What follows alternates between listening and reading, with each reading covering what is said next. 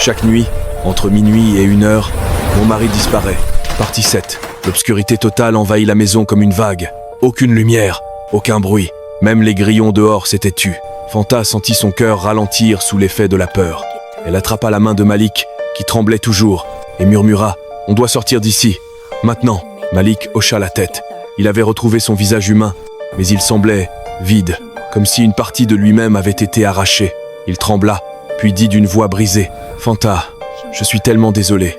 Je n'aurais jamais dû. » Un craquement sec fit sursauter les deux. La porte d'entrée venait de s'ouvrir toute seule. Une bouffée d'air froid entra dans la maison. Fanta tira Malik par le bras. « Viens, on part !» Ils coururent dehors. La rue était déserte, étrangement silencieuse. Même les lampadaires semblaient plus faibles que d'habitude. Fanta appela immédiatement Tata Kadiatou. « Tata, on est dehors. Les lumières sont coupées. La maison. » La tante répondit d'une voix urgente. « Fantas, écoute-moi. Vous devez quitter Abidjan. Aujourd'hui même. » Fanta sentit son souffle se couper. « Quitter la ville ? Mais pourquoi ?» La voix de la tante devint grave. « Parce que ce qui hante Malik ne vient pas d'ici. Ce n'est pas une ombre urbaine. Ce n'est pas un esprit errant. » Elle inspira profondément. Une dette ancienne. Une alliance que quelqu'un dans sa famille a concluse longtemps avant lui. Fanta regarda Malik. Il baissait les yeux, honteux. « Tata, tu veux dire que ce pacte ne vient même pas de lui ?» « Exactement.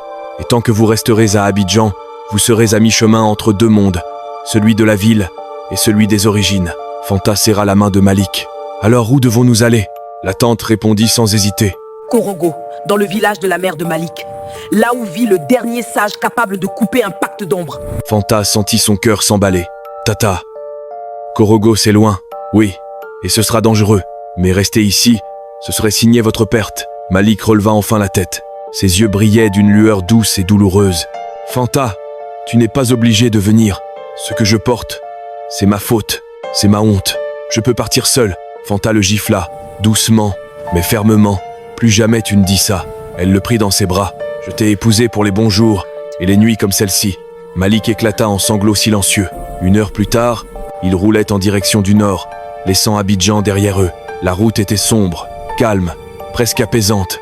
Mais à mesure qu'ils s'éloignaient de la ville, quelque chose se mit à changer. Les ombres des arbres semblaient plus longues, la nuit plus dense, le vent plus froid. Fanta sentit une pression étrange dans ses tempes. « Malik, tu sens ça ?» Malik hocha la tête, crispé. « Oui. Ils savent qu'on s'éloigne.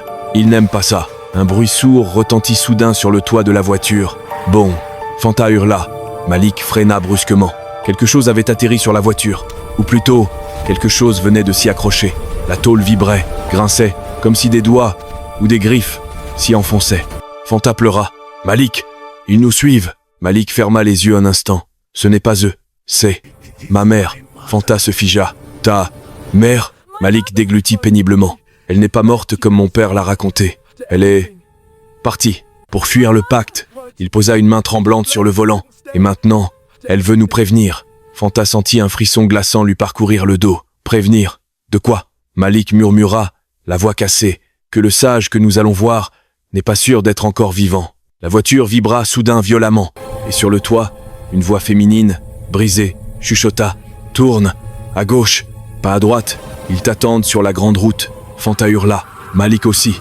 Ils prirent à gauche, les mains tremblantes. La silhouette sur le toit disparut soudain, comme emportée par le vent.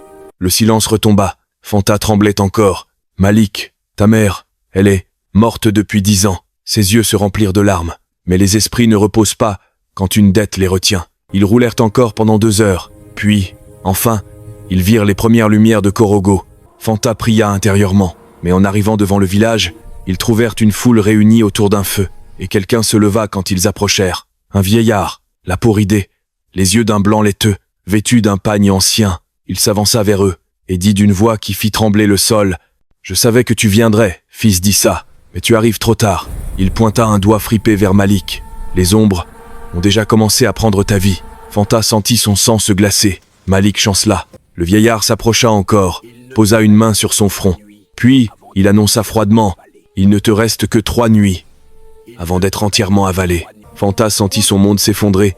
La suite dans la partie 8.